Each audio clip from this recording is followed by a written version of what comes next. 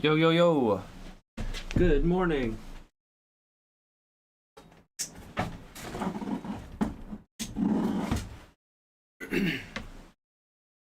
Hello, hello. Good morning. Here we are, new time, new schedule. Pretty cool. Today, we're going to be going through replacing signs and screens. This is inside the visual effects guide, which you can find by going to blackmagic.com/products/DaVinci Resolve /training. The link is in the description on YouTube if you're watching the replay. So yeah, without further ado, let's just jump right in. My name is Aptitude, and this is the first morning session. Let's see if we can learn some stuff here. So, replacing signs and screens. You've learned how to match move using the standard tracker. Now it's time to learn a more sophisticated method that is ideal for replacing tablet screens, billboards, or signage on the side of vehicles. This type of match move is most efficiently done using a planar tracker. Planar tracking, as the name suggests, relies on there being a flat planar surface for it to work. So this is about 40 minutes, but last time they said it was 50 minutes and it took 2 hours. Maybe that's us. Maybe we're just taking our time and trying to really learn this stuff.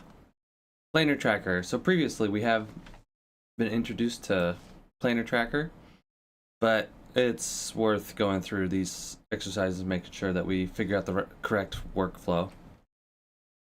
So the goals, these are tracking planar surfaces, painting with the clone tool, using Photoshop PSD layers, corner pinning an image, combining mats and images, match move with the planar transform, finalizing the composite, practice exercise, lesson review. All right, let's get into it.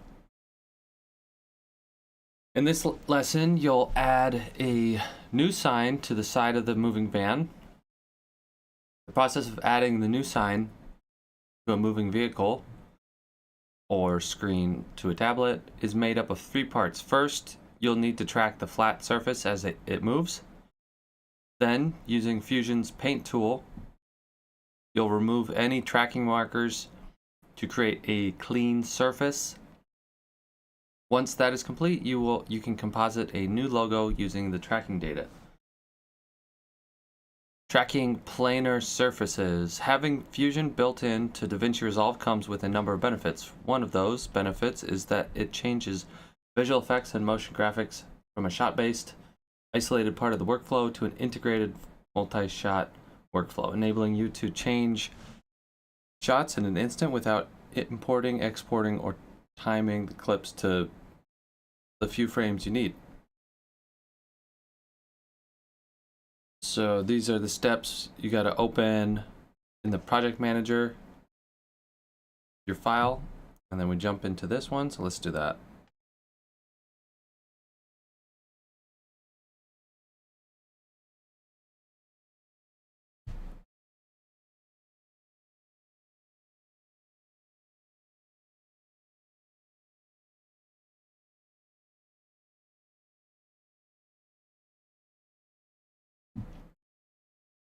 All right, here's the clip.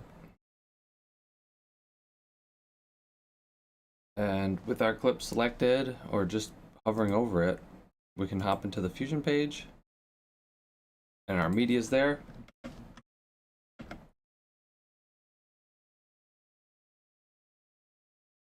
Press the space bar to view the clip.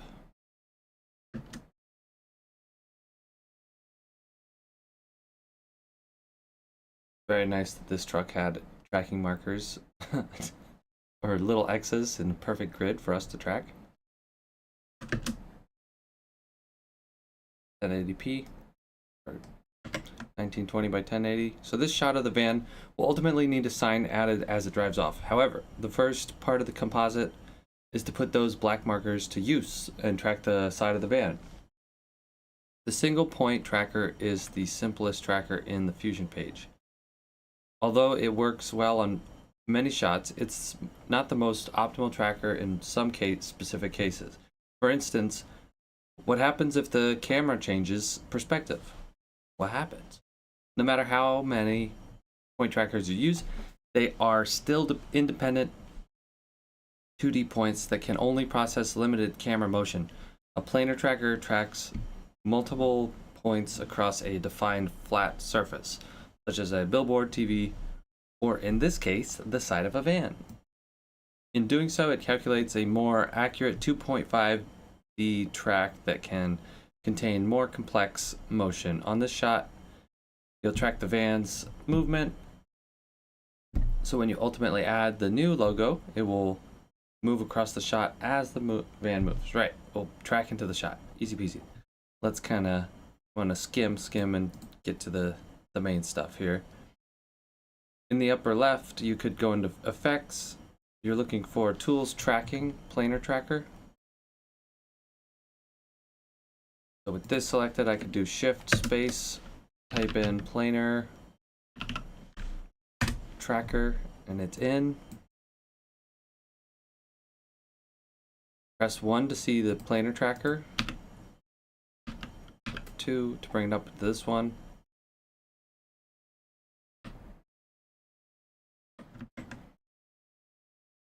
Move to frame 65, okay. Unlike the tracker that you used in the previous exercise, the planar tracker does not use 1 or 2 tracking patterns. Instead, it tracks the motion, scaling, and perspective distortions of an entire planar surface in a background clip. So the next step is to identify the planar surface you want to track. Tip: if a clip has any significant lens distortion, it should be removed using a lens distort node before performing a planar track. Pro tip. Selecting a good area for planar tracker. When drawing a shape around the area for planar tracking, keep the following guidelines in mind. Select as large an area as possible. Select an area that stays in frame as much as possible. Select an area that is clear of obstruction from moving foreground objects. Start your track when the area you are tracking is at its maximum size. You want as much detail in the area as possible when you begin the track. Make sure everything included in the selection is part of the same rigid body. That is, make sure you don't include an area with independent motion, such as in this example, the background behind the van or even the rotating tires. Start your track on a frame in which the area is the least distorted. So we're going to draw around the space that we want to track. Don't go outside and do not include the wheels. The area inside your shape is the pattern that will be tracked over time. When defining the area to track, including only pixels inside the shape that belong to the plane being tracked, in this case the side of the van, do not include any of the background area. Okay. Boop, boop, boop, boop. Oh. Oh.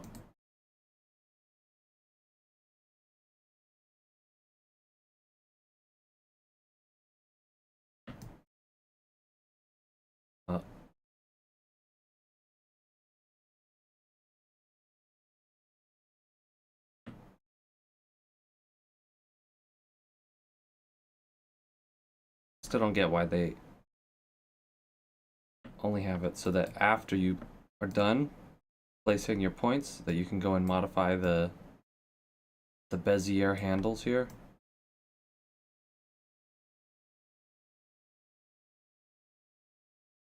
It really doesn't have to be perfect.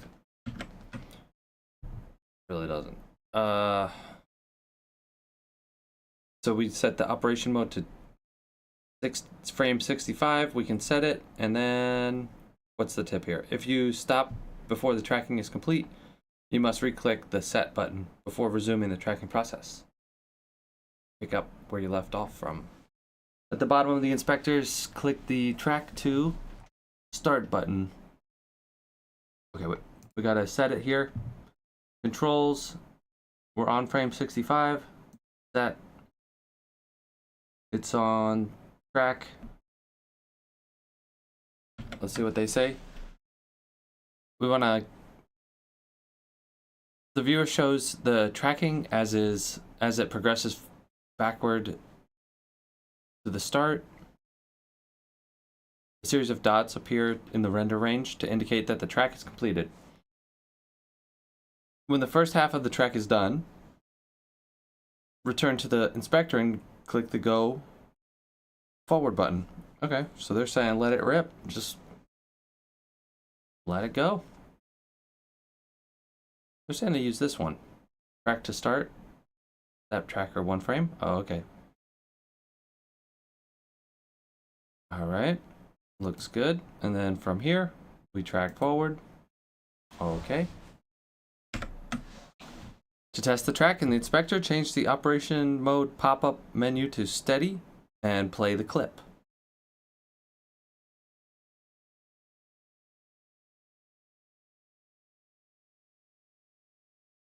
Oh, operation mode, change it to steady to see if this worked.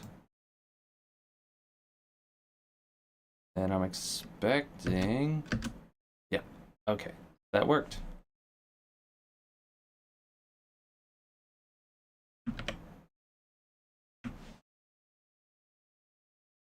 Make sure you have the planar tracker node and not the media in node displayed in the viewer. Yeah. The side of the van should stay locked in place throughout the timeline playback, which is what we saw. Success. Reset the operation mode pop-up menu to track.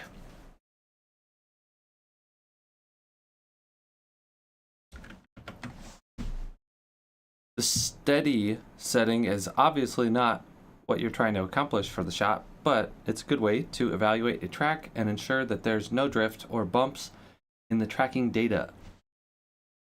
If you do see errors, readjust your tracking shape at frame 65 and try again. Painting with the clone tool. With the tracking done, we can now focus on removing the tracking markers.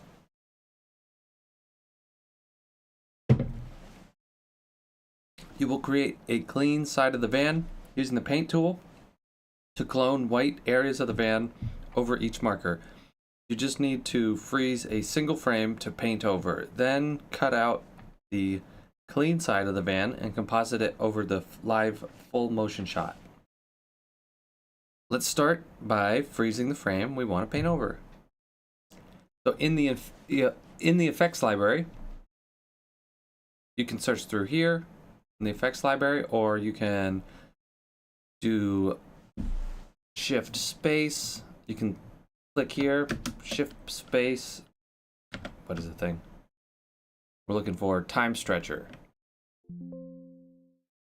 Time stretcher. There it is. And then we're going to connect it. Bloop.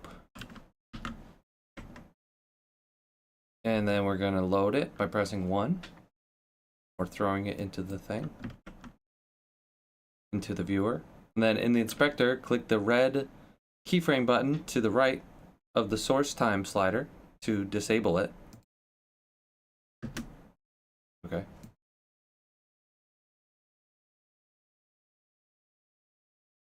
Disable.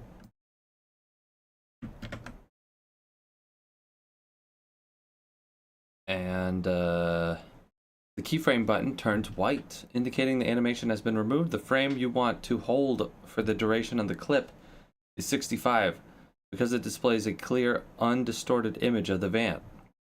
Tip: the time stretcher frame numbers are based on the entire clip length, not the duration of the clip in the timeline.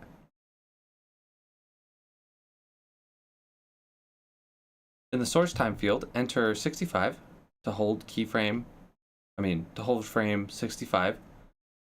If you do not keyframe this value, the time stretcher will hold the frame throughout the clip's duration. That's all it takes to create a freeze frame. You can choose the frame, 65.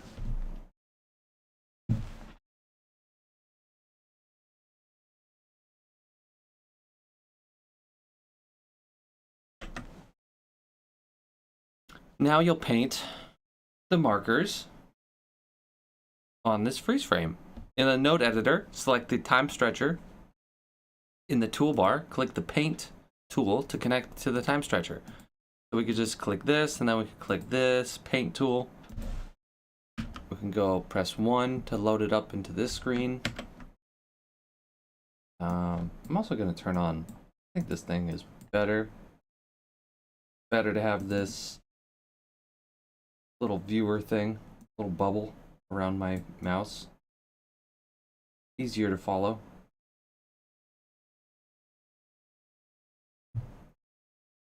And then in the source time field, enter 65. Yeah, that's it.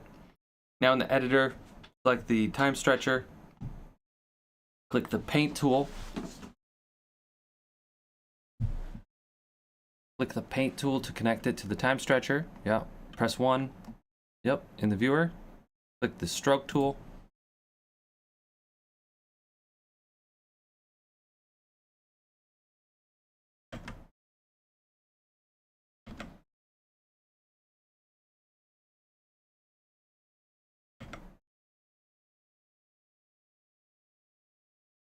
And then we are going to start clicking. The clone brush works by selecting a source area from a frame and a destination area. The source area is the area in the back. Is the area in the frame you want to duplicate as you paint. The destination area is the area you will paint over using the content of the source area. So option click or alt click to the left of the first black marker to select the source area. Once you've selected the source area, offset for the clone brush, paint over the first marker. So selected. Wow. As you paint, the source area offset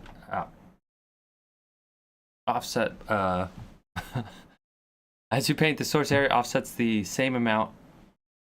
For instance, when you paint upward, the source area selection also moves up.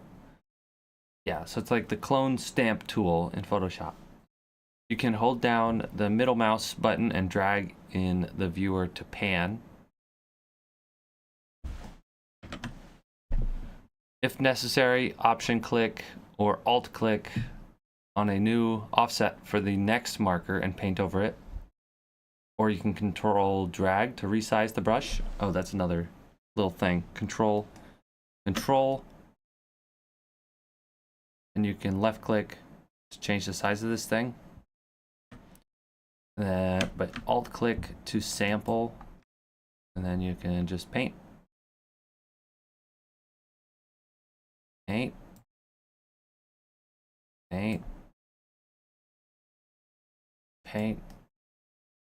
And every time you paint, you have to say paint. Okay,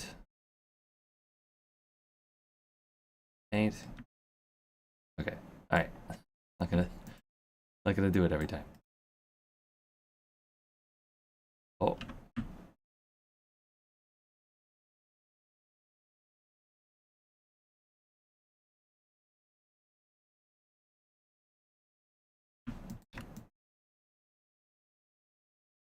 There we go. You now have a clean van. Let's zoom out. Oh, wow. Very clean. Perfect for compositing a new logo. And that's painted on. Oh, because it's time stretched. Or it's paused. that's what we're going to figure out how to connect it. So DaVinci Resolve can use various still image formats, including TIFF, JPEG, and PNG. It can also use layered Photoshop files, allowing you some flexibility when it comes to selecting the layer you want to use from the PSD graphic. Oh, that's cool. Ensure that nothing is selected in the node editor by clicking in the empty area. From the Fusion menu, choose Import PSD. Then navigate to the R18 Lessons folder.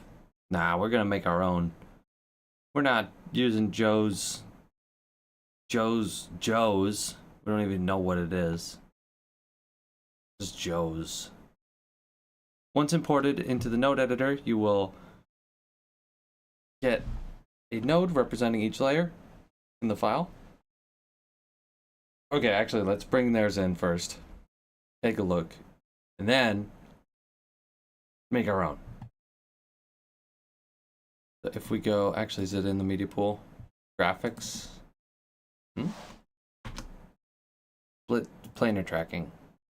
Band track. Lesson 2. Lesson 3. Lesson 4. Lesson 5. Corner pinning. Oh. Where's it? From the Fusion menu, choose Import, File, Import, Media. They don't have Import PSD, but maybe it's just auto identifies. Let me check.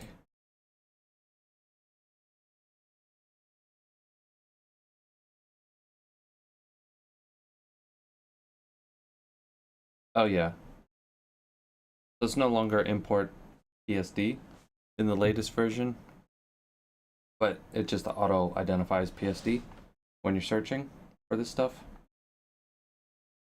So we can bring it in just like that. Make sure that it's in the right place. Maybe graphics makes sense for this. And then we bring it in.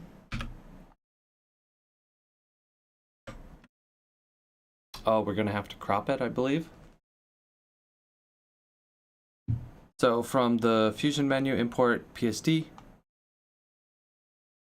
Once imported, you'll get a node representing each layer in the file and a merge node labeled normal. That combines the layers together. Huh? We didn't get that. Huh.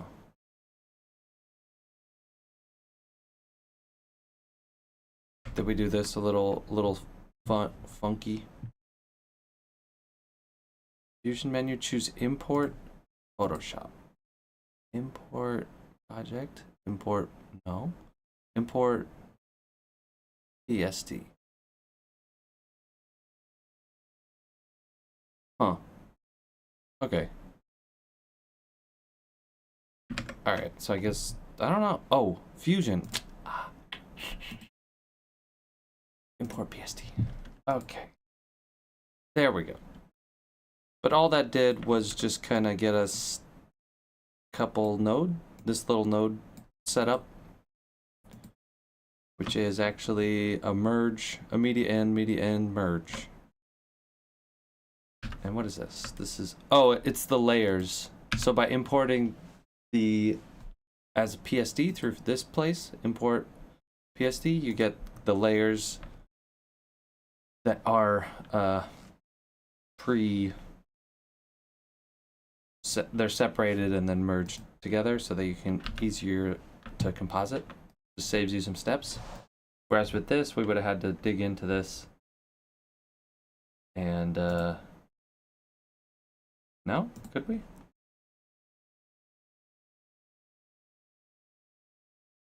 Yeah, we can. See? And here, if we had just done file import PSD, we would have had to do the same thing. We could have. It's just this saved a few steps. And if you have a lot of layers, that's going to save several steps. Okay, so once imported into the node editor, you will get a node representing each layer in the file and a merge node labeled normal that combines the layers together. With the normal node selected, press 1 to see it in the viewer. This Photoshop image is 1920 by 1080 and includes 2 layers. One layer is the main logo, while the other layer is the address of the company. You can delete the normal and address nodes to use only the logo layer. Select both the address and normal nodes and press delete or backspace on your keyboard with only the logo node remaining. You can composite it over the van. What? Select the address and normal nodes and press delete. What? Address, normal, delete? What was the point of that?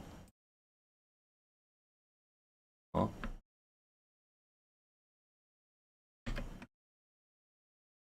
okay. Connect the output of the logo node to the output of the paint node to create a merge node. We select this thing and put it into this thing, and we get this thing. Connect the output of the logo node to the green input of the merge node. That looks just like what it is, a Photoshop document placed on top of the van clip. However, with some blending, color corrections, and positioning, you can make it appear much more realistic. Select the merge node and, in the inspector, set the apply mode to soft light. Merge node, apply mode, turn it into soft light down here. The soft light apply mode is a good choice because it softly lightens the logo based on the white van color, giving the logo a nice diffused look. However, since the crease lines in the van are darker than much of the logo is darkened in those areas. The result is good, but maybe a bit too light and diffused. We can improve it with color correction. So we add a color corrector there, brightness, contrast. Brightness, contrast.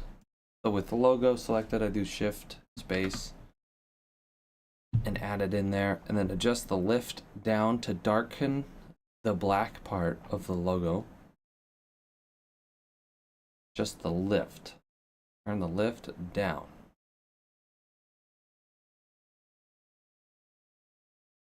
Until the logo appears less diffused. Okay, although looking much better, the edges of the graphic have become a bit ragged. They have. So we're going to hit the divide, post, multiply. Let's read this spot. This is a common problem that occurs when you perform color correction on an image with a pre-multiplied alpha channel. So especially Photoshop layers, right, that you bring in, or transparent PNGs. To correct this problem, you can, that's not a hard rule, I don't know, maybe, but you can enable the pre-divide, post-multiply checkbox in the color corrector. To correct this, we must pre-divide before the color correction and post-multiply after it.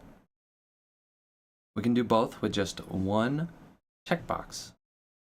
Oh, so that does both. So it does. We pre-divide before the color correction and post. So it auto does that for us. With the brightness contrast node selected, click the pre-post multiply. This one. Oh, you can see.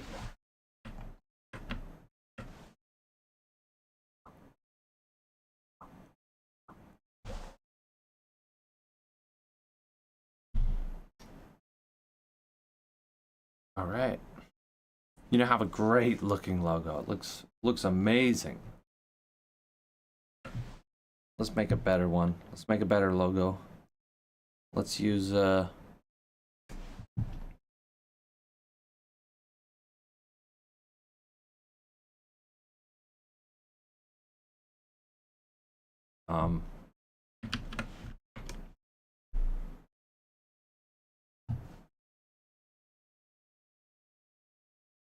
generative fill. Let's say Joe's Pizza. Joe's Pizza logo.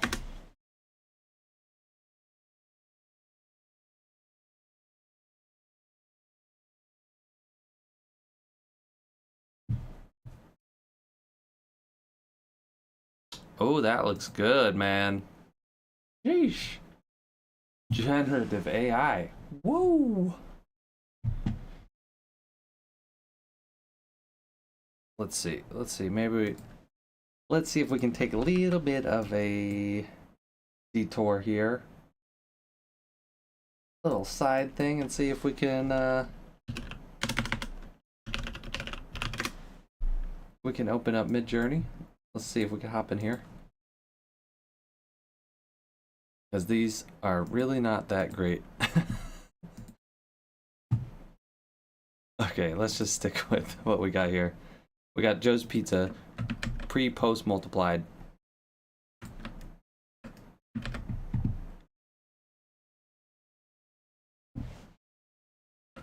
And so we can keep moving here.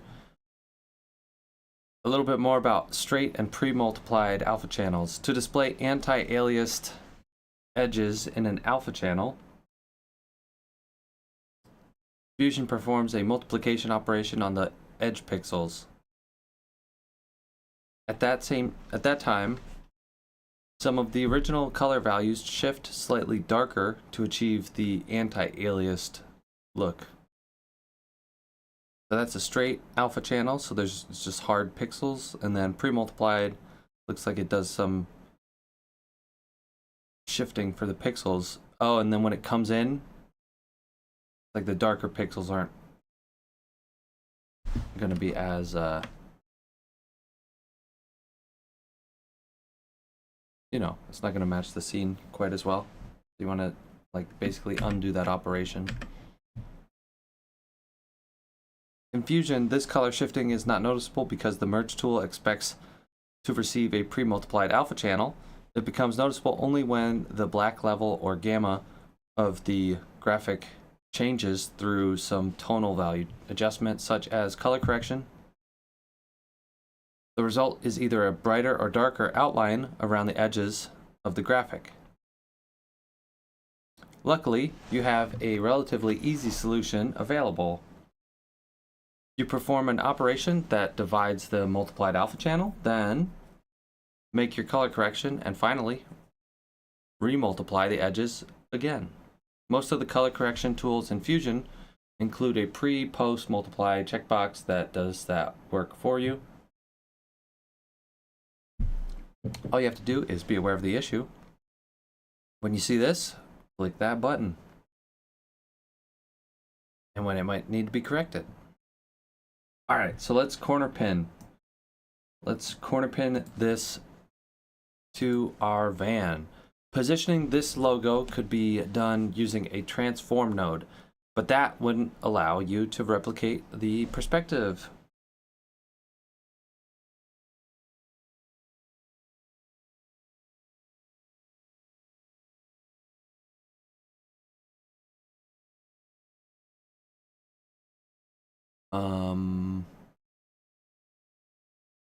But that wouldn't allow you to replicate the perspective distortion from the camera's viewport. To recreate any perspective distortion, it is best to position this graphic using a corner positioner node. In the node editor, select the brightness contrast. So we select the brightness contrast, and then we're adding a corner positioner.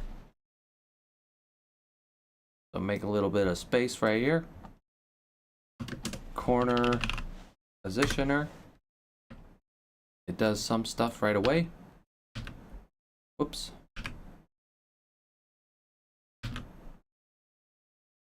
So here we got this one, and this screen is the corner positioner. And so I guess we could just probably go right ahead and mess with it.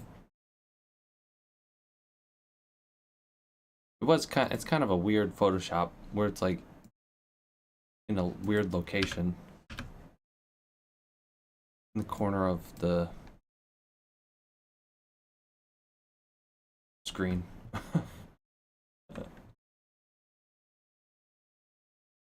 But maybe that's what we'll learn, how to scale it up just a little bit so that it's fully presented. Maybe there's a resizing that we do next.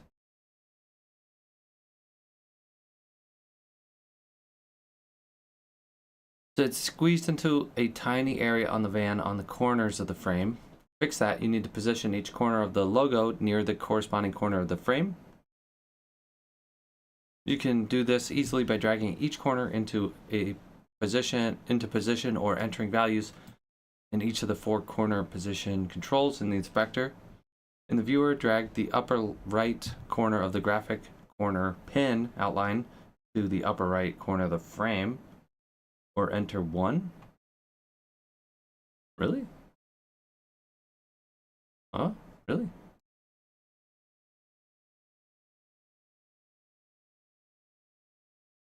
Huh?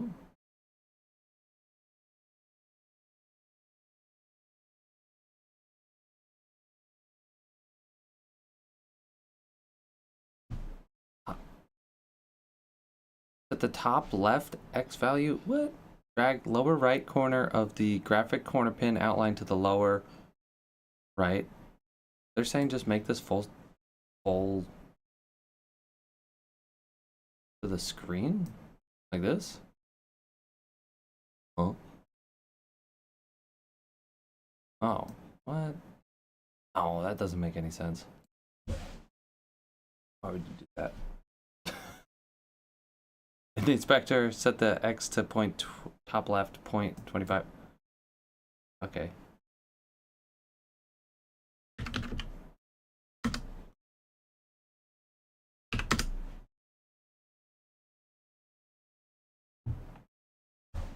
Huh?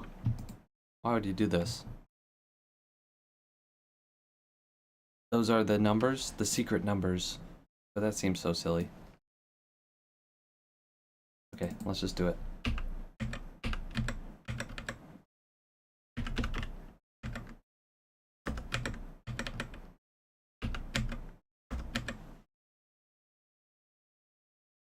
I mean, that's to match up with them. I thought it made sense to just scale it to how you thought, and then you could do a resize, a transform. I add this, and then I scale. I put it into position, and then I just change the size, and then I could nudge it into place. That works as well. But is this accurate? I mean, is this like a in position, or are we supposed to follow the lines of the van? No. Let's keep moving. In the viewer, drag the top left and bottom left. Oh, see, yeah, we're positioning it.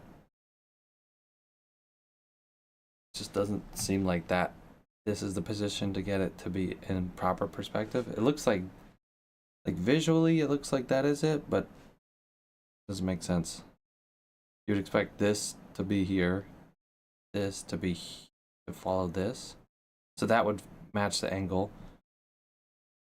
Oh no, I get it. So maybe like by putting these by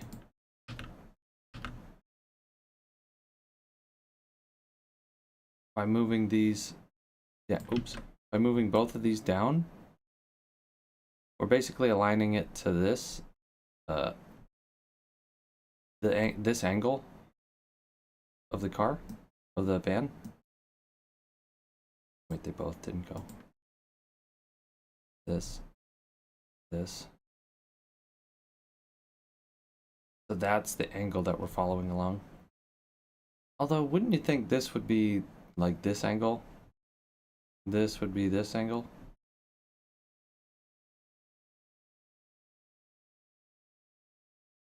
Like that.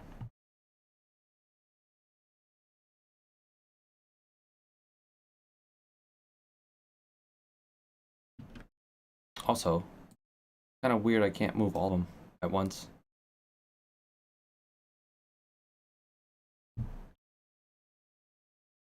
Huh. Kinda. Okay, but getting familiar with this corner pinning. They're gonna go into the science here. Fusion's 2D coordinate system is normalized, which means that it always uses a value between 0 and 1, regardless of the image's resolution. It begins in the lower left corner with an x value of 0 and a y value of 1 of 0. The upper right corner has an x value of 1 and a y value of 1.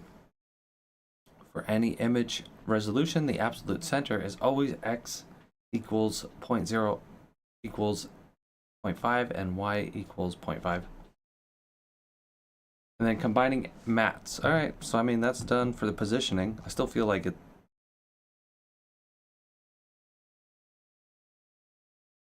I don't know. I think that's right, what I'm saying. Where it's like you're trying to find the angle of the van. Angle of the surface you're pasting your thing to. So this would be this line and this line that you're kind of trying to match. And then it's weird that once again it's kind of weird that the Photoshop file is like this.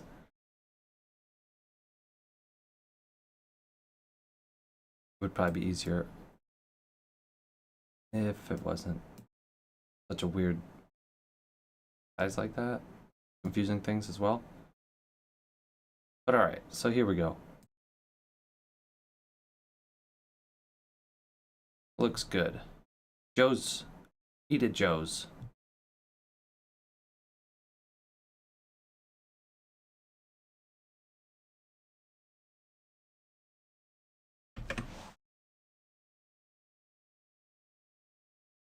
All right.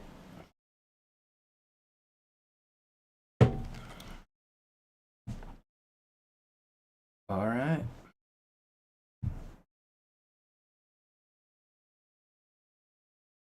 So, next up, we are combining mats and images.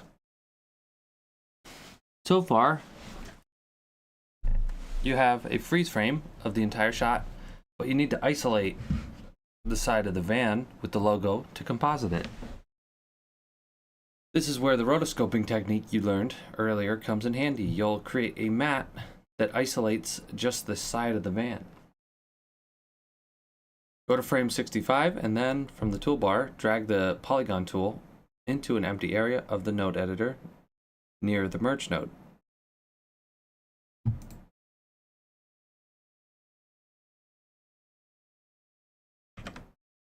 All right, with the polygon selected, draw a shape around the side of the van using the creases by the door. Same as before, pretty much. We can zoom into this.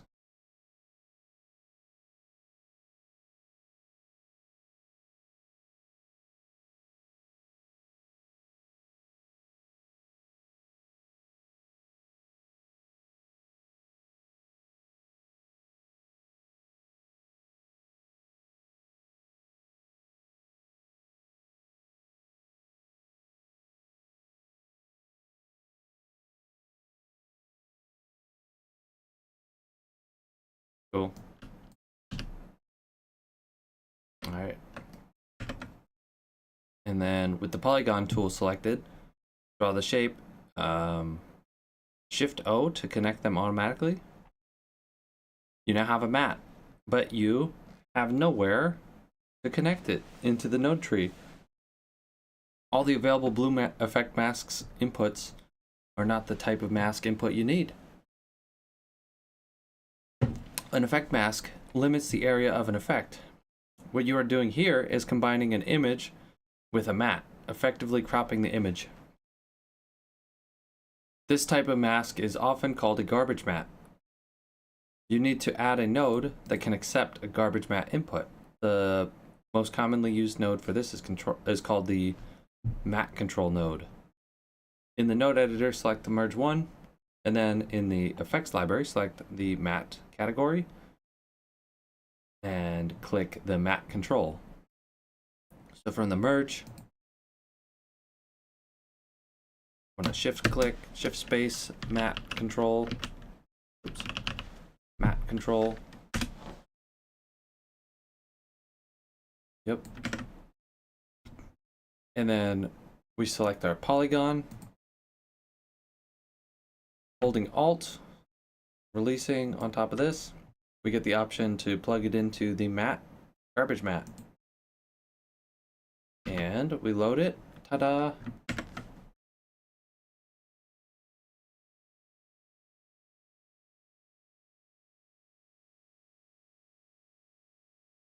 So in the pop-up menu, click the garbage matte to connect the polygon. With the polygon node selected in the inspector, click the invert. So let's invert.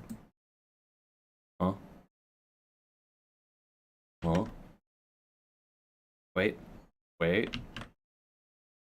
They said with the polygon selected, invert. There we go. The side of the van with the logo is the only part you see. You can now composite this still image over the top of the moving image using the planar tracker to move it in sync with the full motion shot.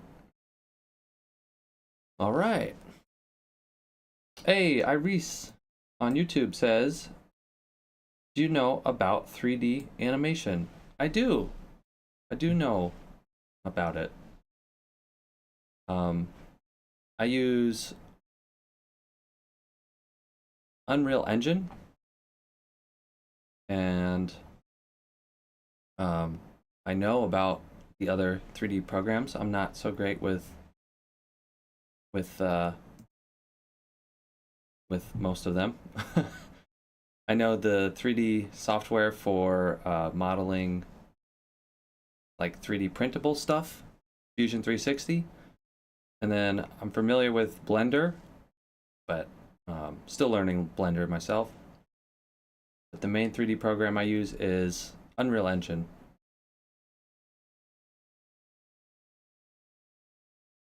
And we'll probably go into those things in future episodes.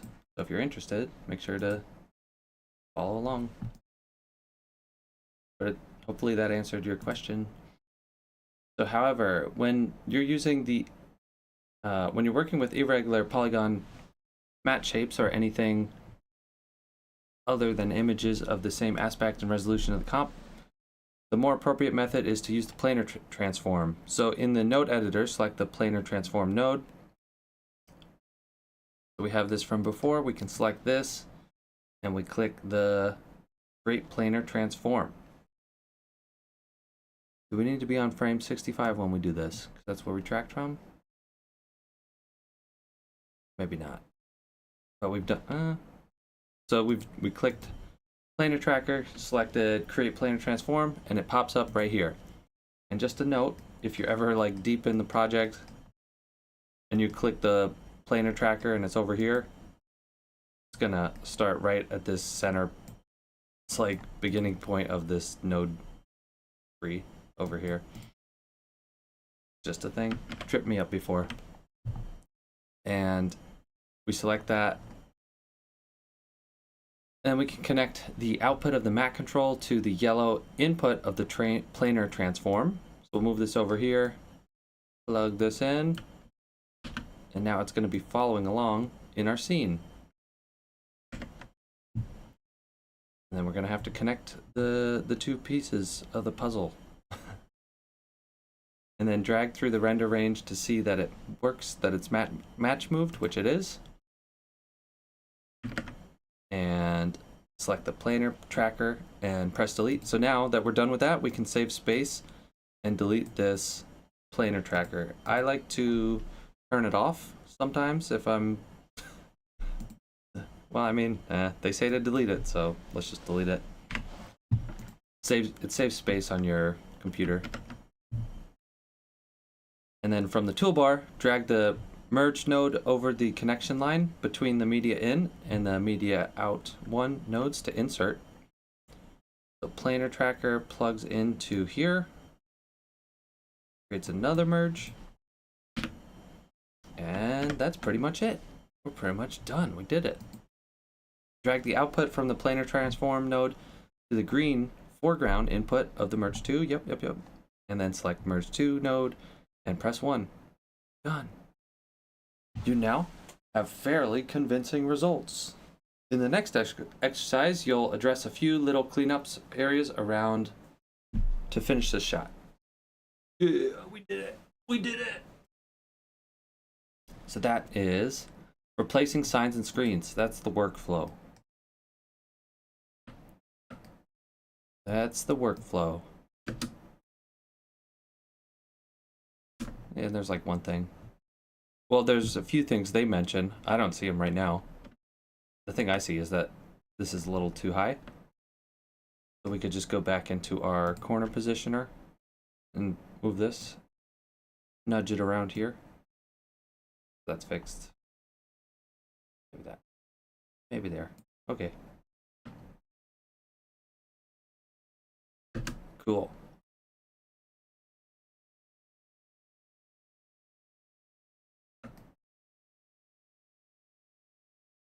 That looks pretty good. I wonder what they're gonna say. Oh, maybe the color corrections. Maybe there's like some color science stuff. Let's see. Finalizing the composite. Okay, so that's... Oh, I see what they're saying.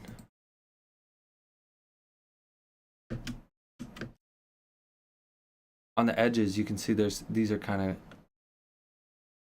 That's a little messed up. So move the playhead to frame 90. Type it in here. Oh. See it. This is a common problem resulting from the shadows changing in the live shot. Your freeze frame lighting is baked in and doesn't update with the moving shot. A simple blur could disguise the seam. However, because the clean van goes right to the top of the roof, you'll use the variable soft edge on the polygon tool only where needed toward the base and back of the van. So move to frame 65, which is where we did this from, where we did the tracking and the positioning from. And then it's important to always perform changes to a matte on the original frame where the adjustments were made. Doing so will avoid accidentally adding keyframes and interpolating between adjustments.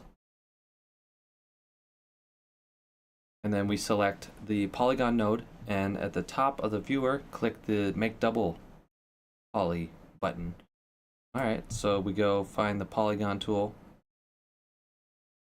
Here it is. And then we can click Make Double. We can click it on either side. That's the Make Double Poly.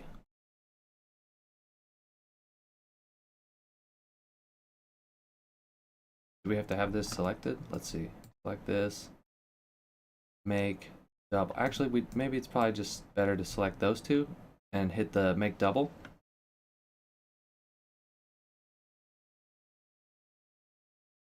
Oh, I think they're already double. Let's check it. So select the polygon node, and at the top of the viewer, click the Make Double Poly button.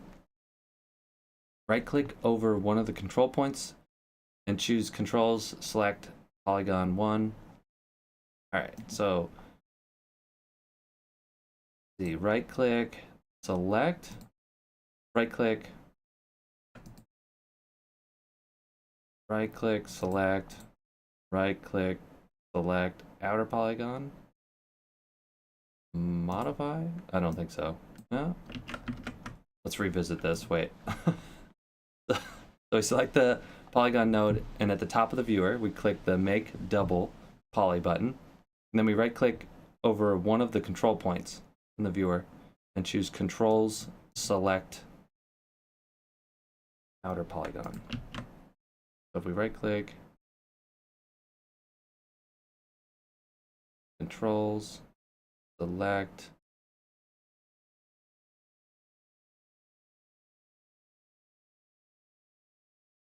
Polyline,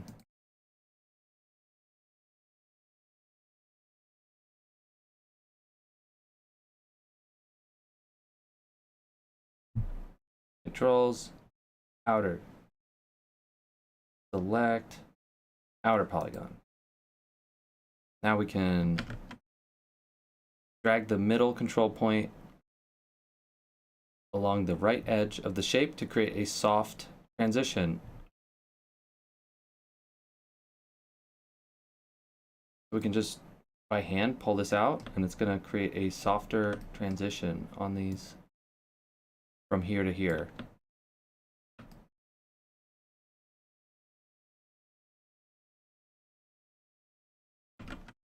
And if you need to move a second control point, if you want to make more control points, this is going to make a transition from this to here. First, click off the gray area of the control of the viewer to deselect the initial control point. Then hold Control on Windows as you drag the second control point. And then select the Media Out 1 node to hide the on-screen controls for the polygon node and play the clip. The Media 1 out. Actually, we want this on this side.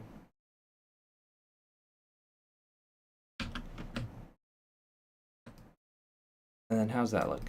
So if we go to frame 90, because that was what the example from before, we zoom in, yeah. So that the problem before, where this had a sharp edge, that resolves it.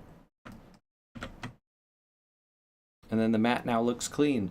The final touch to make our logo appear more natural is to fix the strobed motion that the logo appears to have. This is due to the original camera footage having motion blur as the van gathers speed and our graphic having none. Okay, so with the planar tracker, planar transform node selected in the inspector, click the settings tab. So our planar transform over here, we can go into settings. All right. And then we're going to enable motion blur. Oh. I didn't see the strobing that they were talking about. Do you?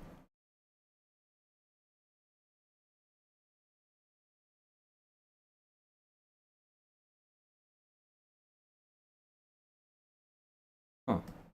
I'll take their word for it though. Let's turn on motion blur.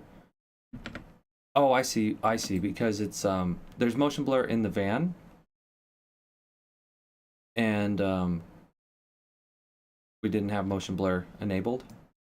So they were calling it strobing, but it was just like kind of like frame by frame. It was moving like da-da, while the van had motion blur, so it's kind of stuck out that way.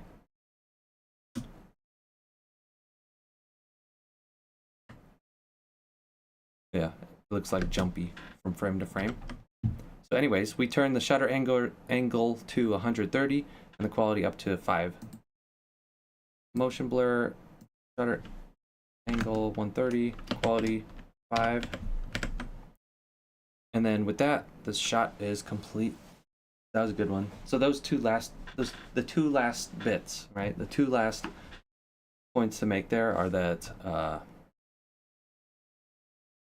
gotta remember to add the motion blur and watching for those sharp edges. And that is a complete and fully composited shot.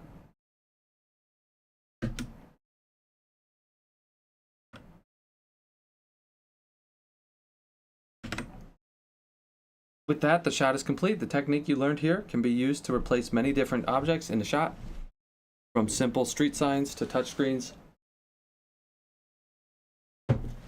and even tattoos. Creating the clean surface with the time stretcher, paint tool, and polygon spline gives you a very simple but powerful Yo, GP! Good morning. Welcome to the morning stream. Powerful recipe for common problems that may arise in a shot. It's going pretty well, man. I'm switching up the format here. So the morning is going to be from 8 a.m. to 10 a.m. We're going to be doing this type of educational, following guides, learning this stuff. You know, learning on camera, trying to be helpful and, you know, developing the skills. And then in the evening, I'm going to still be streaming. It's going to be 2 hours from 7:30 till 9:30. And it's going to be more just like chilling out and vibing, maybe playing music and just working on stuff or chatting, but less structured, you know? Morning is for getting some work done, learning or working on stuff. Evening is for chilling and still related with making media and content, VFX, graphics, but, you know, who knows where that goes. Just hanging out. But yeah, so new format. I'm going through the visual effects guide here. And if you're interested, you can download it. It's in the YouTube description. You can get these files as well, so to follow along if you want. So for the practice exercise, I want to get through this. This practice exercise, yeah. So this practice exercise is almost identical to the van exercise, although there's no paint required. The goal is to replace the twitching closed eyes on an actor with a freeze frame of his eyes, so they remain static throughout the shot. So let's open that up. We can pause this. But that is a clean track. Go to the edit page here. We're going to use this shot with our clip selected or not. We can jump into Fusion here. And you go to the next to last clip in the timeline. The man on the gurney moves his eyes too much in this shot. So he's supposed to be out. This would be an easy fix if the camera didn't rotate as it looked down on him. However, whether it be the eyes or a piece of the set or a few people, the job of removing patches from a frame or covering up unwanted areas is a common task that can help save a shot. Fixing this particular shot is a very quick and easy procedure, almost identical to what you have completed with the van shot. So our step is to planar track the face of the man. Planar track. It's actually surprising that it's planar track. Nice. GP on YouTube says, nice, maybe the evenings could be a more practice stream where you just do whatever and see what you learned so far. Yep. That's what I'm thinking. I like this like I still need to work on this stuff as well. So it's like 2 birds, 1 stone. But in the evening, yeah, less explaining, just like more making stuff. Less talking. Or just like chatting, you know, not necessarily lesson based. Because it's so hard in the evening to like to chat, host, and then also try and learn new concepts and like do that all out loud. But in the morning, I got more juice. More mental juice in the morning, you know. More vibes in the evening. So we're gonna plane. Okay, so this doesn't have as many. This just kind of tells you the steps to do, and then we got to do them. So let's planar track the guy's face. With that selected, planar track, and we can draw around his face, I guess, which is interesting because it's not really like a plane. I thought we were supposed to do planar tracking for planes. but I guess that's a plane. Okay, so, and then we use the time stretcher to freeze the frame.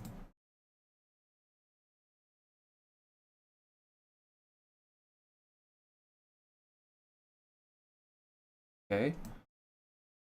We use time stretcher.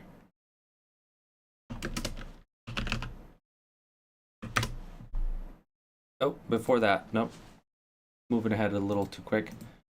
Forgot to actually do the tracking of the planar. We forgot to do the planar tracking. So we set it, we're at 105, which looks good. It's like he's in frame and there's motion this way, so where he's off frame. So anyways, this is where you want to probably start from, around here. We set it. Tracker, we could do, I feel like hybrid point area is good most of the time. Perspective, I guess it would be rotation only. I don't see why not doing perspective, you know. Like for computer, for like computer sake. Let's just start from here. Let's just do it this way. Track forward.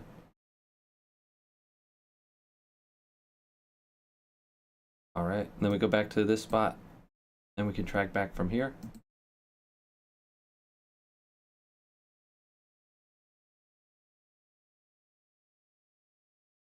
Huh, those red marks. I wonder if that means that it's a bad track. That is actually what we're trying to fix, isn't it? Is the sort of twitching eyes. Use the time stretcher node to freeze the frame. To freeze a frame. Just like last time, we make a new sort of branch here. I guess we're gonna go unselect that and just go straight to 150. Plug this in. So now that's a freeze frame.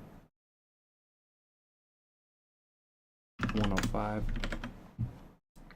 And then we add a matte control and a polygon tool to isolate the eyes. Matte and polygon. Matte control. And a polygon. And the polygon can draw his eyes out. And do we need two polygons? We do. Or I guess I could go make like a visor thing. But you know what?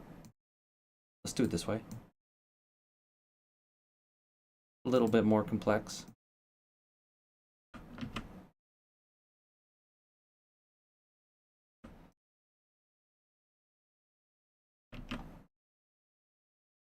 Okay. And this is gonna, they want to, we do this to here to, and plug this control as garbage matte. Ta-da! And then we create a planar transform.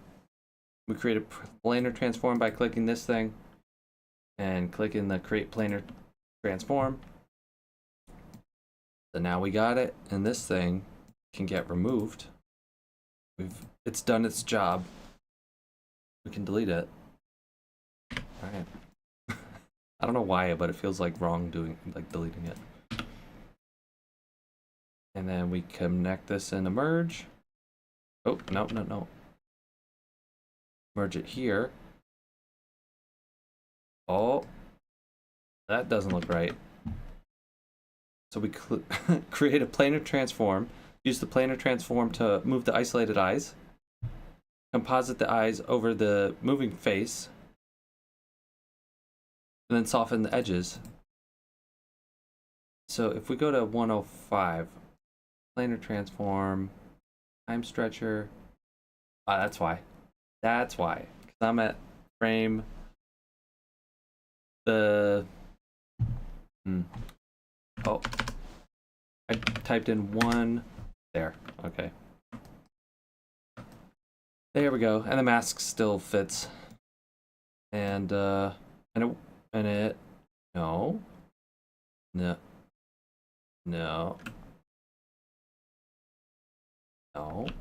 switch that.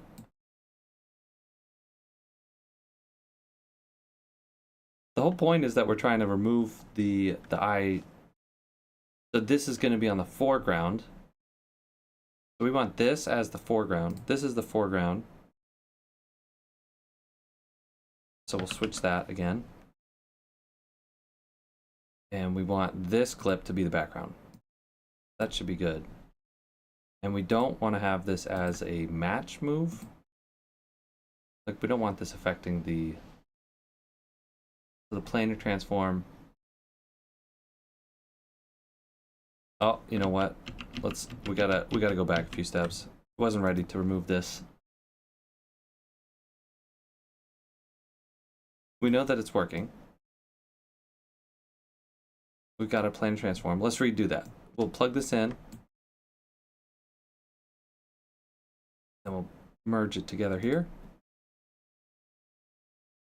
But the output, the perspective, what's happening with this planar tracker? I think it comes down to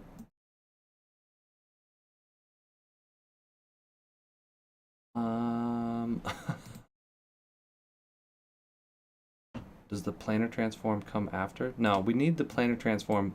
We need to untrack it. We don't want this tracking.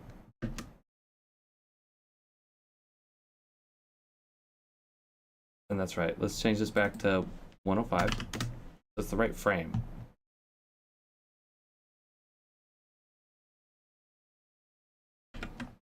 Let's see. Composite the eyes over the moving face, soften the edges. And let's see. I feel like I'm reviewing what we did here. With the polygon, we had the matte control. We have that here. Yeah. The instead of the logo, we're doing the eyes. That's the same source.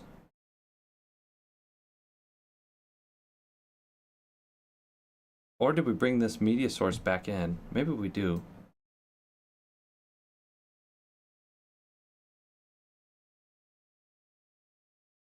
Huh. Maybe it's not paint. We're not doing paint this time.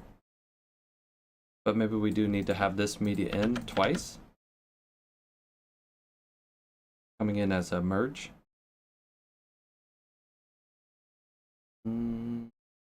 That control.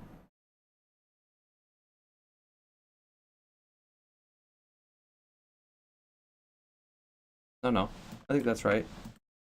So this is the freeze frame that we're using. Page on frame 105. And then that goes. That's just the thing that's used. So we go straight into cutting it out. 105.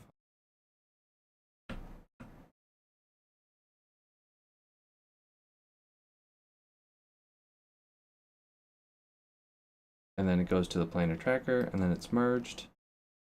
And we can delete this. So I think it's just the operation. There's something. It looks like it's doing steady. We just don't want this manipulating the final output here.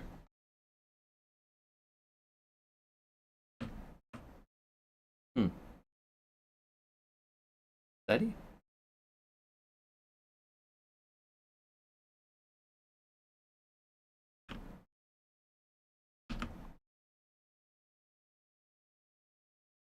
Could it be?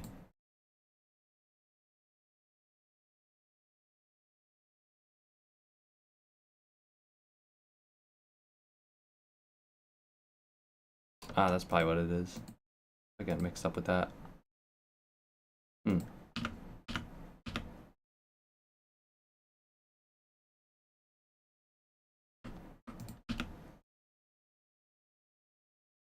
Invert.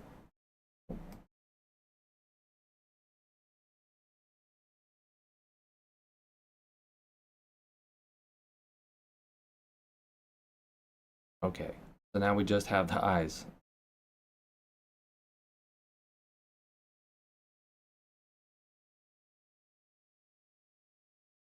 Okay. Okay, I feel like we're heading in the right direction here. We just want the eyes from this foreground. to be on here.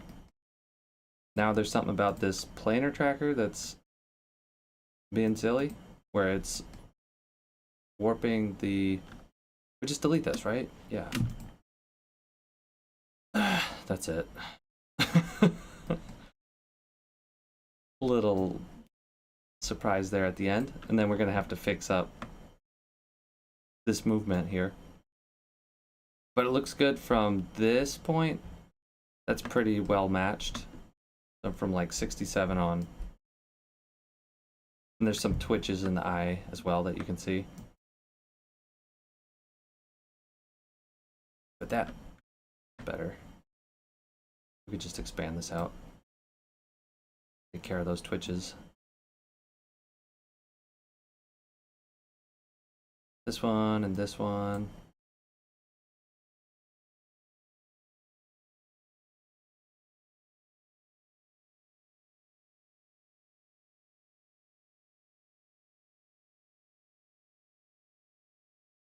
Oops, and that was only one frame.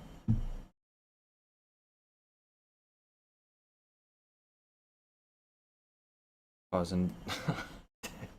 Dang. Okay, so anyways, let's see. Hey, Emma.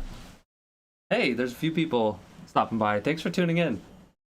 Right for the end here. Can I use it in 4GB RAM laptop? You could probably do this. The minimum requirements are I'm not sure the minimum requirements, but you could try. It's free to download. This is DaVinci Resolve, and then it's free to go into Fusion here in the free version and give it a try. You check out DaVinci Resolve. Give it a try. And then I'm Bodo. Hi Bodo. I'm Aptitude. Thanks for tuning in. We are trying to composite some eyes. This had a little less instruction. We're following along with this visual effects guide here. And there were some points that we had to make. Still trying to get through it. Show you what we did earlier. We got this logo onto this van here. And this is our final. And this is where we started. With some X's on the van. Do you think DaVinci Resolve's Fusion can replace AE in the future? Oh, that's a good question. I think yes. But it depends. It depends. It's like, for motion graphics, maybe not. Like the channel Kyrgyzstat on YouTube is a good example. Kyrgyzstat is basically made inside of After Effects. If you've ever seen them before. They use Illustrator and then they bring it into After Effects for animation. But like, I don't think for example, this is a workflow, and I don't think they're going to move into DaVinci Resolve because their workflow is like so developed and it's really nice. But for compositing, that's what I'm trying to do, is replace After Effects with DaVinci Resolve myself for learning how to do this compositing, because it can get a little more organized when you're in this type of workflow. Projects can get big. Oh, Gamma Slamma! Yo, Mike! Yo, what's up, Mike? Long time no see. It's finally like a reasonable time of day for you. Yeah. Yes, it is. It's early. This is the new stream time. This is the morning stream. I'm gonna be doing this. I don't have the exact schedule yet, but it's mostly gonna be mornings from 8 a.m. to 10 a.m.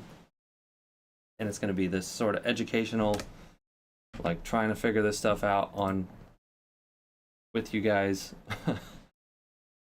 following the guides, learning the techniques. And then in the evening, I'm going to still be streaming for 2 hours, and it's going to be more relaxed, just kind of chilling and chatting about whatever. Probably more related with CGI and VFX, but just sort of vibing out a little more. This is like gonna try and have like a thing to learn each day. And yeah, so that's the schedule. It's gonna be in the morning from 8 a.m. to 10 a.m. and then in the evening from 7:30 p.m. to 9:30 p.m. Yeah. Yeah, I think it's gonna be better because now I don't really have an excuse. I gotta like show up and like be able to form some thoughts. Feel like I'm ready to do that. And then in the evening I'll have excuse, I'll just chill out and probably talk about VFX and make stuff, but it won't be as you know as like it'll be more relaxed. But yeah, so this was the practice exercise. Let's see, we're supposed to kind of soften the edges and composite the eyes over the moving face, soften the edges of the polygon node. So let's see if we hop back into here, we can finish this off. What do we got to do? It looks good from here. It starts to look kind of weird, right? But from here, oh, and then I just messed it up. I keyframed the mask to get larger here. That was also a mistake. So let's see if we could jump into keyframes, or we could just go back and turn off the keyframes of this. We don't necessarily want that to be happening. Let's see if we go into polygon, which was it? Polygon 1 or 2.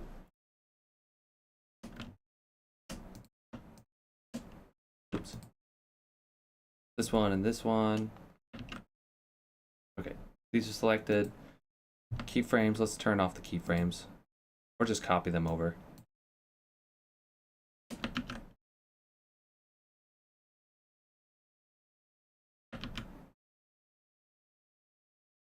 Oh, I thought you could copy paste here. Let's see if we open up these, can we get the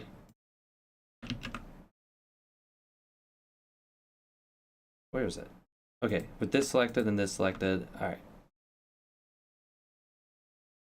Let's just delete these. Delete. All right.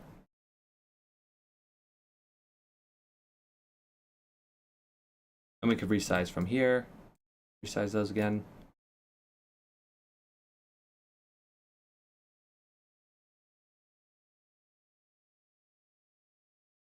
Just remove these, you're saying?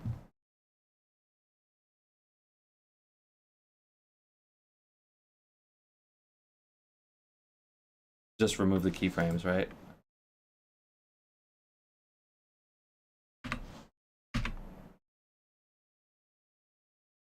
Great stuff.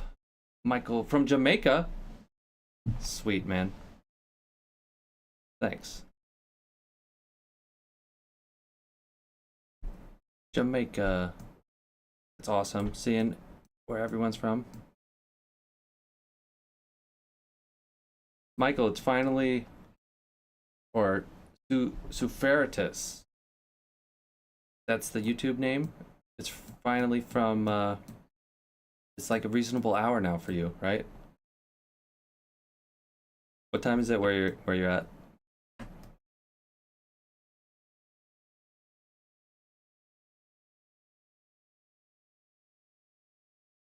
Add a polygon 1 and 2. We can soften the edges here.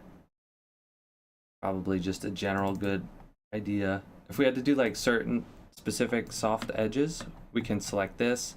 From the previous lesson, we were seeing that if you right click here and you go to controls, if you dig into this, you can turn this into a double line here. So I press this double edge, double polygon, 3:24. Finally, man. It's a reasonable time. Did my camera die? Oh, I did.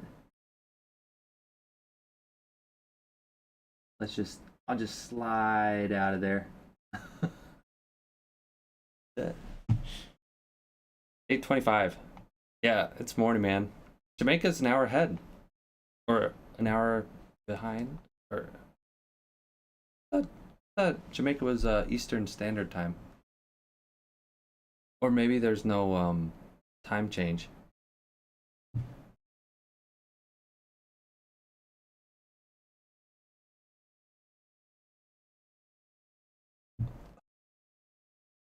I don't know what happened with the cam. I'll be fixing that soon.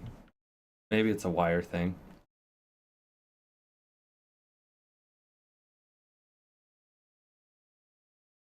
But let's finish this up. Let's see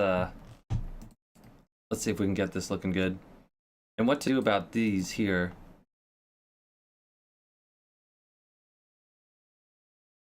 Because it shifts out, right? That's kind of messed up.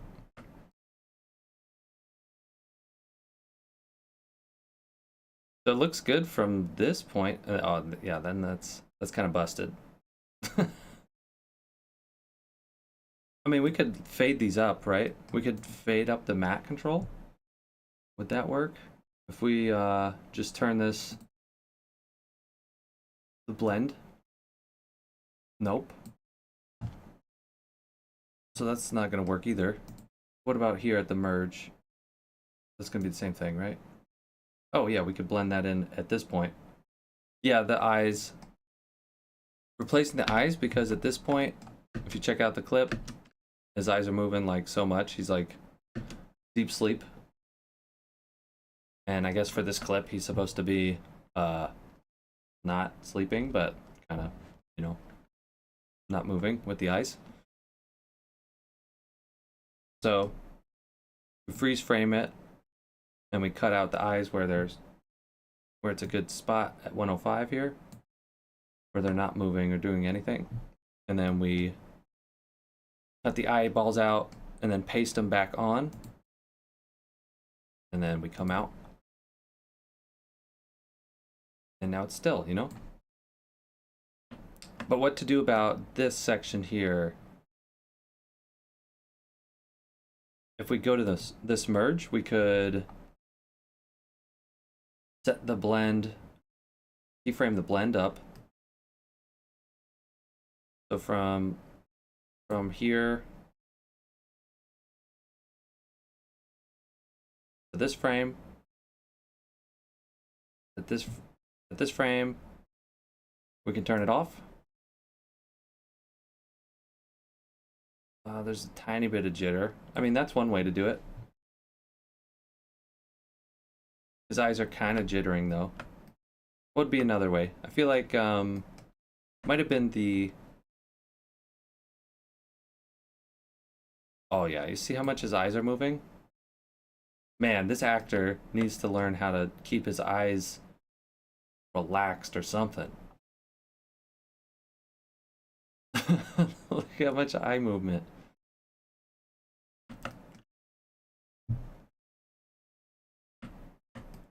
So we could go and try and do some fancy, like just do this again on top of it for just this section.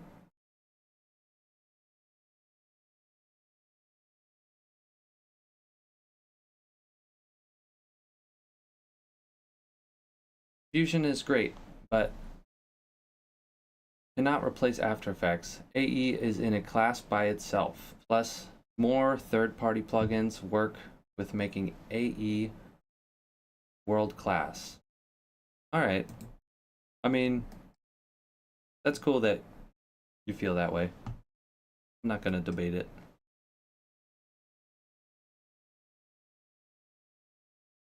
So this is... I mean, what do we do about this? This eye movement here seems like there's quite a bit, but then it like steadies in this kind of position. So I feel like we're here, Like here, his eyes are kind of still. Probably need to track position or something. Yeah, that's what I was thinking. Like over here on the planar tracker, when I did it, I was doing it was like the full track. Let's see if we bring this back in, kind of throws off the final output. So let's the planar tracker, domain, invert, steady transform. No, track. Oh, maybe it was just because it was at steady. Oh, I think that may be it.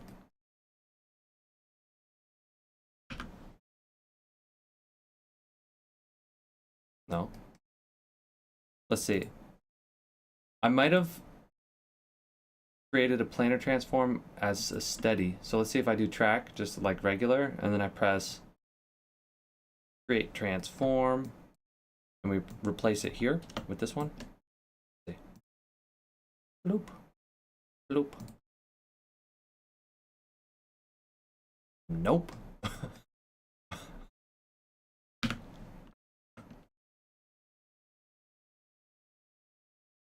No. That should work. Oh, because it's I blended it out right here. So let's see. Let's undo that. Let's delete these two keyframes here.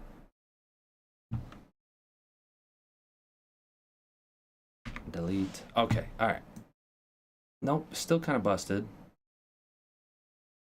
Huh. Huh. Oh.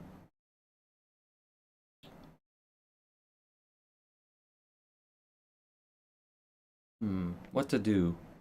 Planar transform. Why would it be off by so much here? I think it's because like the starting point was here. And so it's just struggling to get that type of distortion, that type of rotation and distortion. It looks good from this point. Looks good from like frame 40 here. But then it gets, and it's just the right eye, or his left eye. We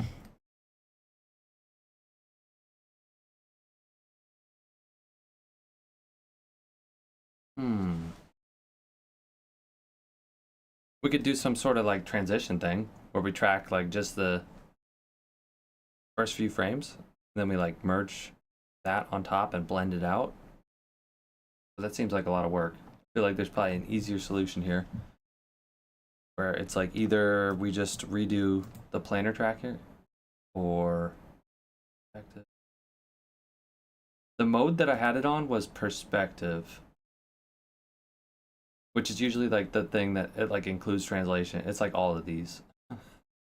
That's supposed to be the more like robust one. So I think, well, I mean, how hard would it be to just try to do that thing? Where I just do another time stretcher here. Plug this in. And we're gonna start turn that off.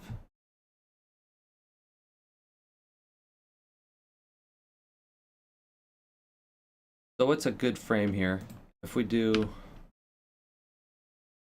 like when they kind of get into place here, like in this, his eyes are like this. We kind of want to find the closest thing to this position for his eyes possible. So we could just let's scrub through here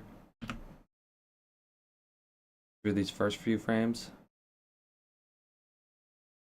Like right here. Frame 11 looks good. So let's freeze frame at frame 11. Bloop. And add a tracker. Or a planar transform. Planar tracker. And we can draw his face. Let's do a visor.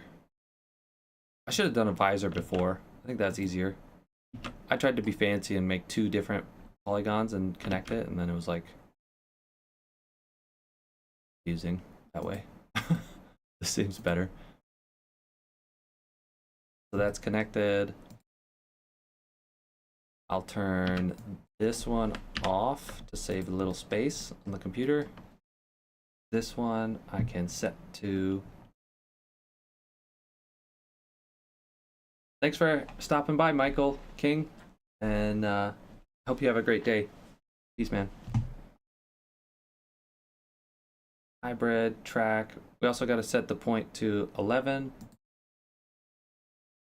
And we're only tracking to... We don't need all this. We can go to... it was like right here, right? 31 or so, I thought was good.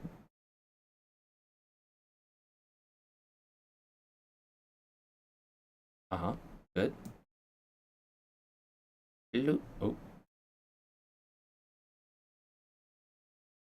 What's it say? It says you cannot append to an existing track from an untracked frame. You are trying to track starting at frame 10, but frame 10 has not been tracked. Oh, we just missed. Okay, it's supposed to be frame. All right, that's it. Okay, we got it. Cool, cool. And then we're gonna create a planar transform again. And this is... Okay, let's... A mat control.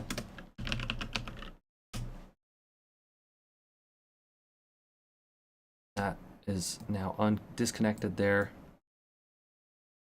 Mat control is how we're going to draw out the eyeballs.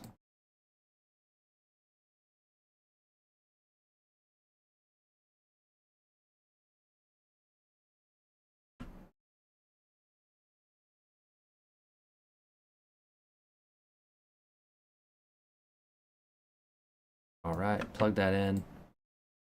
Garbage mat.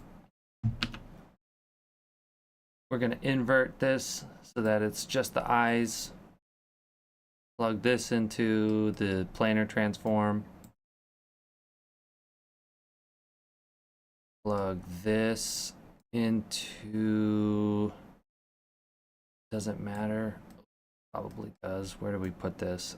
I guess it's earlier, so it makes sense to like plug it into...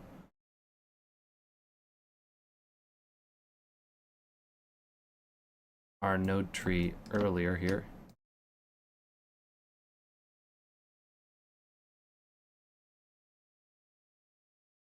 Okay. Cool. The planar transform. Then we're going to be doing some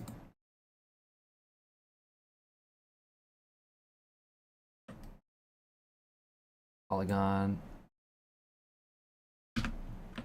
Perfect, man. Looks great. No, let's see. 11. And then we also want to... What do we do to turn this off? Planar tracker. Merge. This is correct, right? Wait, there's one other thing I'm doing. To get it into place. Or to track it along. Huh?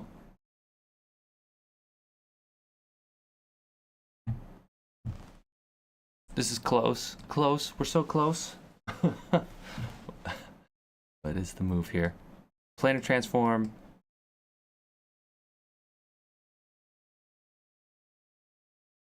Merge. Oh, well.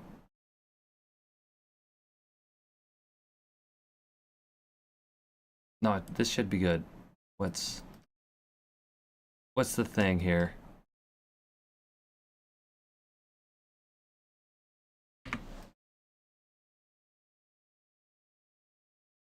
That time stretcher should be coming from merge 2.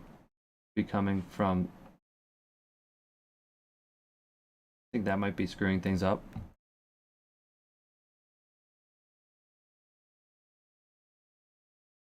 Oh.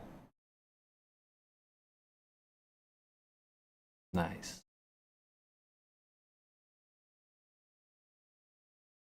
Yeah, when I plugged that in, a whole bunch of stuff happened. It was like the whole node tree was like, whoop.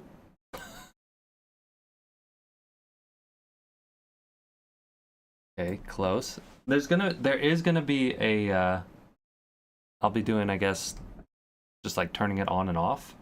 Like I turn off this frame after frame 31. But it's not yet connected with the scene. Is it?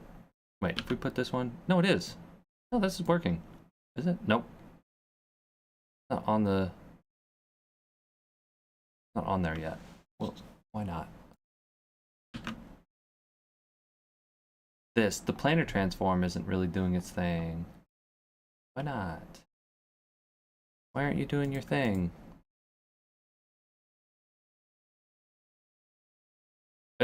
What? Bloop? Bloop? No.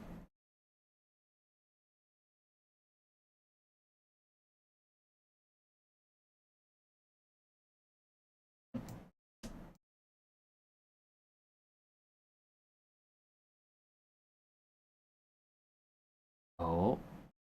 I'm waiting on the on your insight.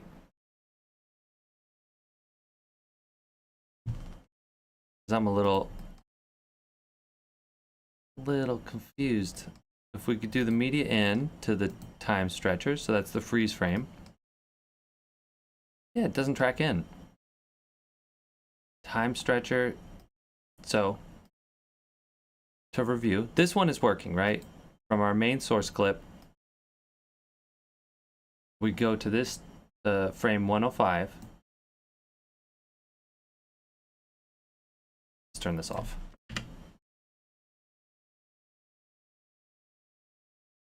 Okay, yeah, so let's review, all right?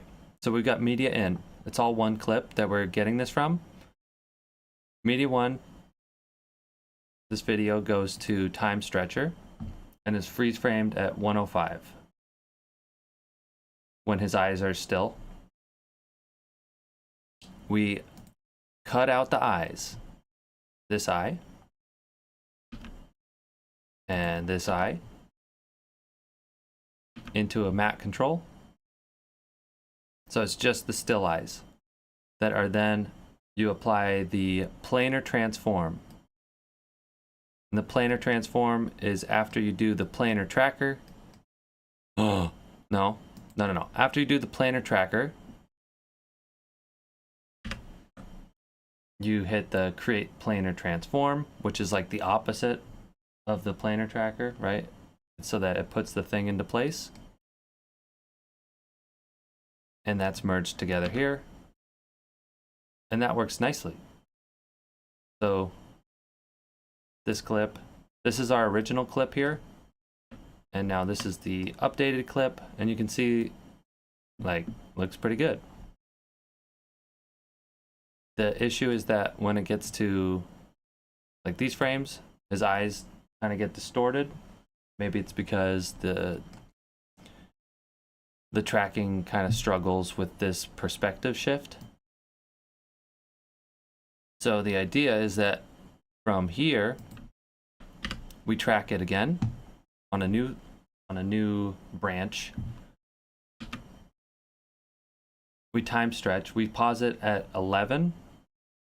That's the frame we want to take this planar tracking from. We do the planar tracking. Where's this one?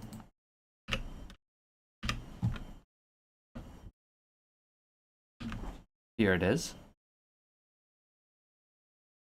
And, but it doesn't track.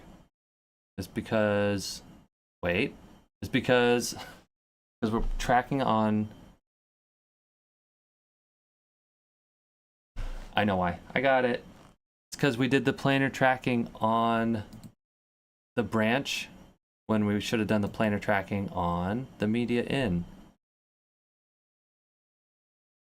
Because if it's on a time stretched, if it's on a freeze frame, it's not going to move. There's no tracking. It's just a thing. It's still. So we do Yeah. Yeah. That's it. Eureka!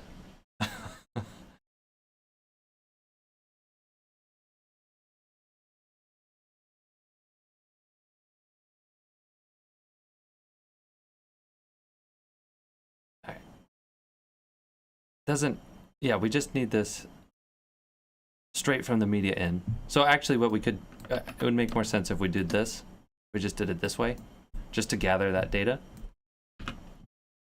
So from 11, and then I'm also going to set the renders to like 36 or so. That's just in here. All right, and then we can set this to track. Hybrid perspectives looks good. Track forward, and it failed. Set the planar, we forgot to set it. We got to set this here. All right, moving up.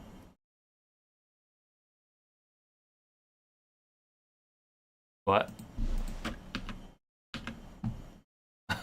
What? To fix this, set planar tracker 2.0 operation to track. Make sure you are on a reference frame and draw a polygon. Yeah, let's not forget to define the area that we're going to track. Okay. All right. Yes. And then we can go back to that spot and track backwards. Great. That's what we were hoping to get a good track on. Hopefully that works. And then from here, we create the planar transform. And we can replace it here.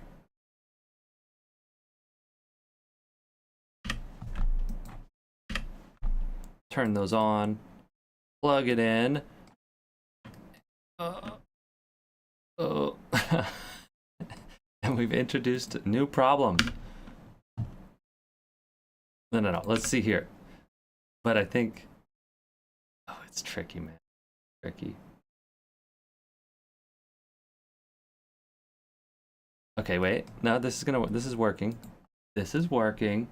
We have introduced a new issue, but it's okay. I'm gonna make this a little more blurred.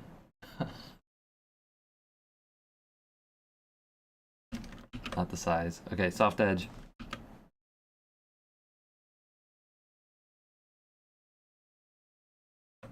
So, if we were actually working on a movie, if we were filming this, these bars would be in our control and we'd be able to put it underneath, but we don't have that, so how are we gonna fix it?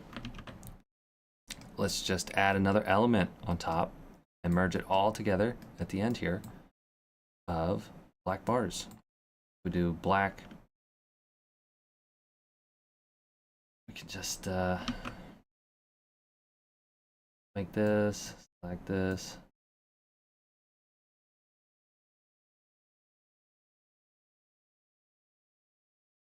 Loop. Oh, and there's some blur to it too.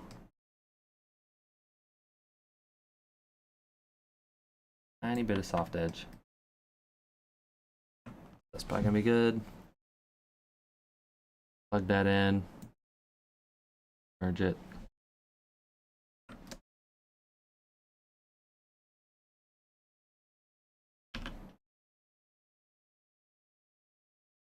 Turn these off for now.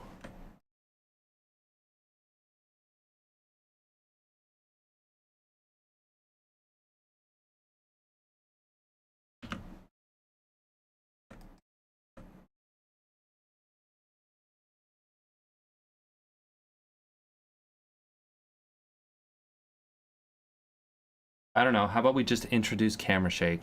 I think that's usually how it goes, right? Just like, screw it. Throw your hands up, put on camera shake. Nobody's gonna notice. No. All right, so this also is getting distorted. Oh my goodness.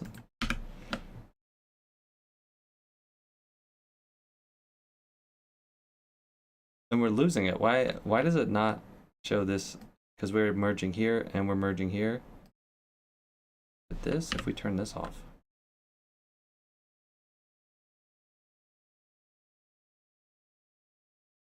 So from here to here, right? From here to here, so like frame 11. That's like the beginning. Oh, and then we're kind of like transitioning between them. Seems too complicated, man. Seems like too many steps. But I mean, maybe this is it. Maybe this is what it's about, you know? To get the shot. Although I do feel like I'm just right, like, there's probably an easier solution here. The steps they were saying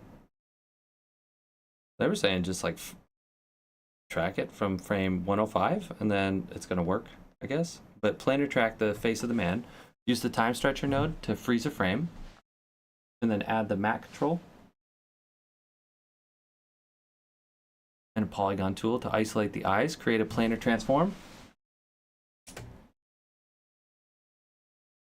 To move the isolated eyes, and then composite the eyes over the face, soften the edges of the polygon. That's what their steps were. You'd think this is one of those easiest things to do. Yeah. Well, I mean, this might be the path to like actually do this, but you know what? I think an easier solution is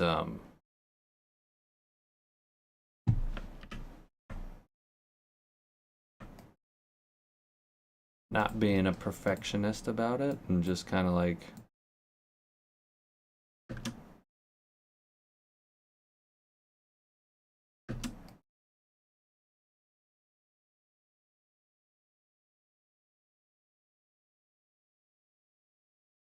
just fade it in at 28. Fade this up at 28.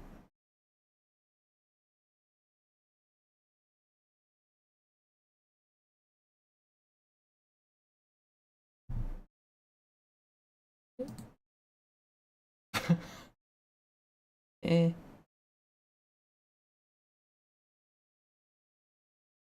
There's definitely eye movement in there. You can totally see it, but I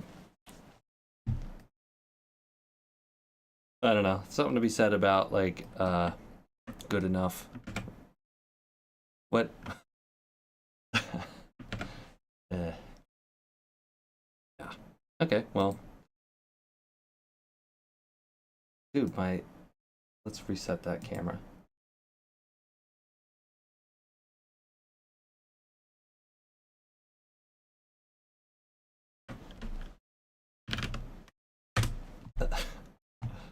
Well, I mean, dude, all right.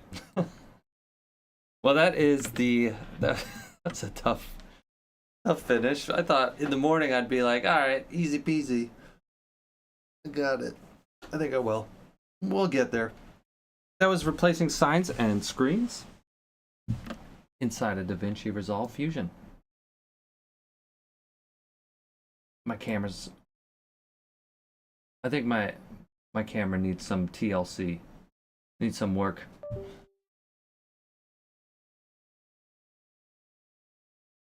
It seems to be kind of struggling here, but it's a whole system-wide thing, you know? We'll get there. Thanks for tuning in. I'm going to end it here for today. Lesson review, true or false? You must click the set button before you begin planar tracking. That is definitely true. The schedule, yeah, I think this is going to work out nicely. I'm excited. And it's going to be, yeah, you don't have to stay up. You can catch the replays of the, I don't even know. I don't know if I'm going to be doing even recording to YouTube or if I just do Twitch in the evenings. I'll probably record it. But I want to separate it into like morning sessions are like educational. So there will be like a category for morning streams and then one for the evening streams. And then you can rewatch the evening stuff if you're into it. Because we're doing some cool stuff. Like yesterday I started there and we ended up getting into like Mixamo and Unreal Engine, MetaHumans. So it's It's fun. We're gonna be building stuff there. I expect it's gonna be like real exciting in the evening, and then if there's people that like follow both, we're gonna get to the morning, and everyone's gonna be like, "Well, what about what about the Unreal Engine thing?" It'll be exciting. But true or false? When drawing a shape around a surface for planar tracking, you should include as much of the background as possible. No. False. Which of the following make for good planar tracking surfaces? Sides of buildings? Yes. Billboards? Yes. A bouncing ball? No. All of the above? No. None of the above? No.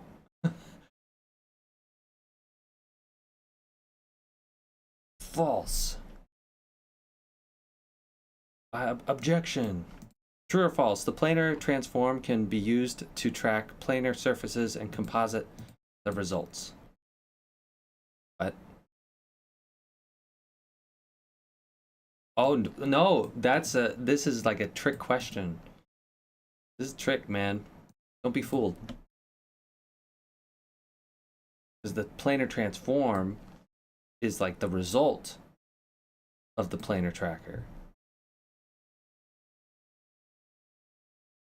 Oh wait, yeah, but man, I was always so terrible at tests. I always get tripped up. Is this false? The planar transform can be used to track planar surfaces. It doesn't do the tracking. It is trying to trick us. But it did its job. I'm tricked now. I'm confused. False. We use it, but we don't use it to track planar surfaces. That's right. So this is false.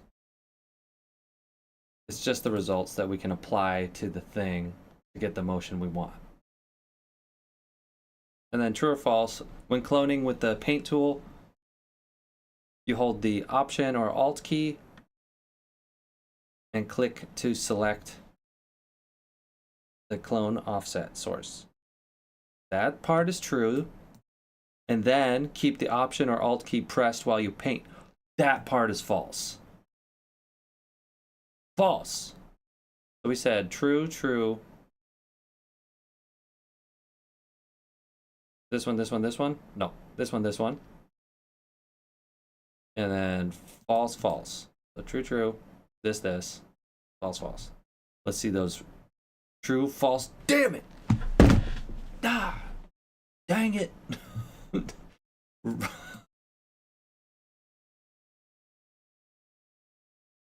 What? Wait. I said that. True or false when drawing a shape? No. I said false. I definitely meant false. I think I said false. Watch it. You could rewind it. You could prove me wrong. But when drawing a shape around the planar tracker, you should include as much. I definitely said false here. Okay. And then A and B are ideal, and then C, not. And then false, false. Okay, no, that's 100%. We pass. We get A plus. We go into the top of the charts. A plus. I did. That was 100%. Seriously, because you don't want the background. You want just the surface that you're tracking. A plus. We get a star. All right, cool. All right. I wish my camera was working. I really gotta figure out what's wrong with that and try to fix it. Okay. All right. All right. Well, anyways, thanks for hanging out for the first morning stream. It was fun. Hope you picked some things up. I know I did. And I'm not streaming tonight. Even though I just said that's the schedule, Mondays evenings I'm not streaming. I'm going to stream tomorrow morning, but in the future I might not be streaming Tuesday mornings as well. I have a thing that I do on Monday nights, so yeah, not streaming tonight, streaming tomorrow morning. So thanks for hanging out. I'll see you tomorrow.